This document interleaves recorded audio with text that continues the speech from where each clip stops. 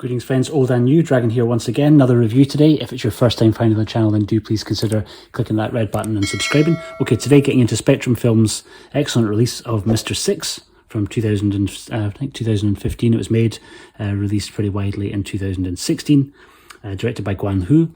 Its Mandarin title was Lao Power, literally translated as Old Gangster. Really, it's the story of our title character of Mr. Six, played here pretty exceptionally by Feng, who many people may recognise as being the first boss that we see in Kung Fu Hustle. He's the one who's the leader of the Crocodile Gang, who has his lower leg chopped off by the Axe Gang in the opening few minutes of that movie. And I think works himself as a director and a stand-up comedian and actor. Was nominated for and won an award for this film for Best Actor.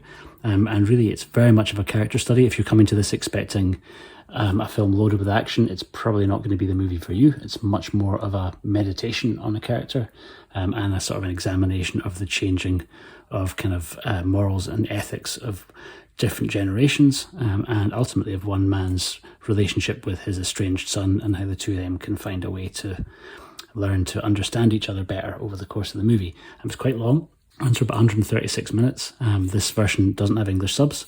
Thankfully, my Mandarin is slowly getting a bit better, and my wife was able to help me, so we were able to kind of get through it without any problems. It's not a super dialogue-heavy story, but really, essentially, we have an aging gangster, or think gangster in the sense of what we would call in the UK Neds or Bams, thugs, maybe punks if you're in the States. So more of a kind of like street gang rather than organised triad style gangsters. So I'm kind of an aging member of a former sort of criminal gang, Mr. Six, who's kind of known and respected around the area by the police and by local residents alike, and is now really spending his time looking after his birds and diffusing situations that occur in the streets around his house.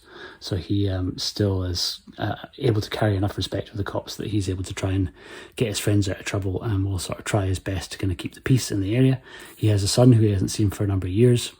And quite early on in the film, he finds out that his son is in trouble and has been kidnapped by a local gang, more kind of street punk style gang who are super into drag racing or drift racing, that sort of stuff, led by Kris Wu's character Kris. And our main character's son had fallen foul of him after sleeping with his girlfriend. They beat him up in retaliation for this, and he then responded by scratching the side of one of Chris's incredibly expensive cars.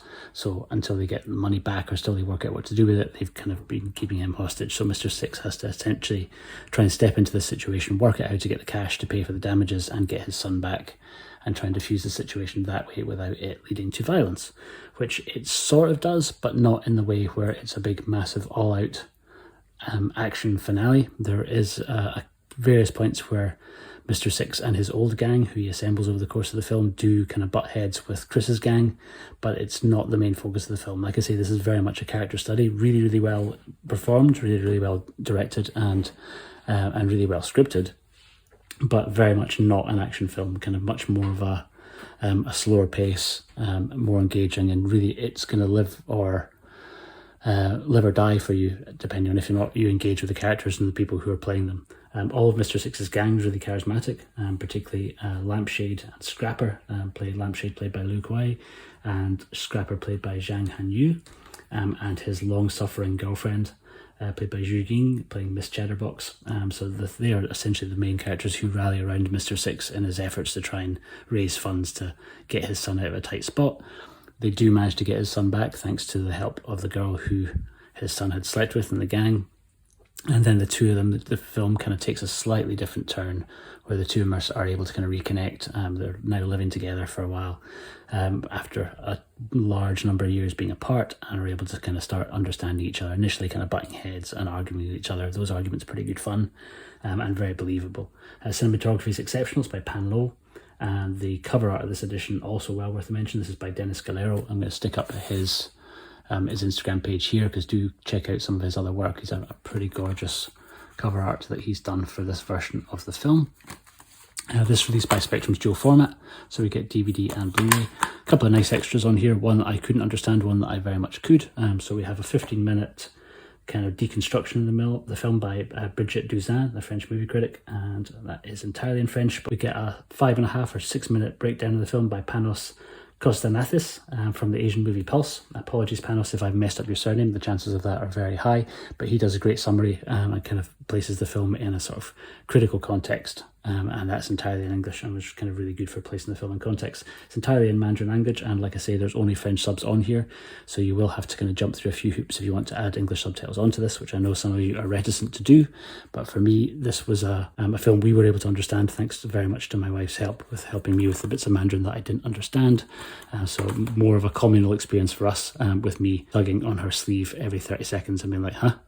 So we're quite enjoying going through these. My wife's also trying to learn French. So for us, the Spectrum releases are really fantastic. We've really been enjoying them. But I know for a lot of you, you will struggle with the fact that there's no English subs on here. There is a US DVD, this one, which does have English subs. You should be able to still track that one down. And there was a very nice Blu-ray out of China, which doesn't have English subs on it either.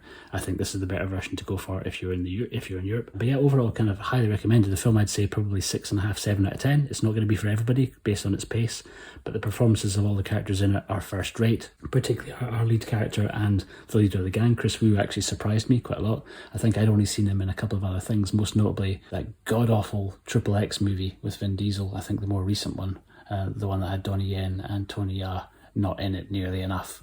But yeah, Kris Wu is also in that, I think playing the DJ member of Vin Diesel's gang. Question mark.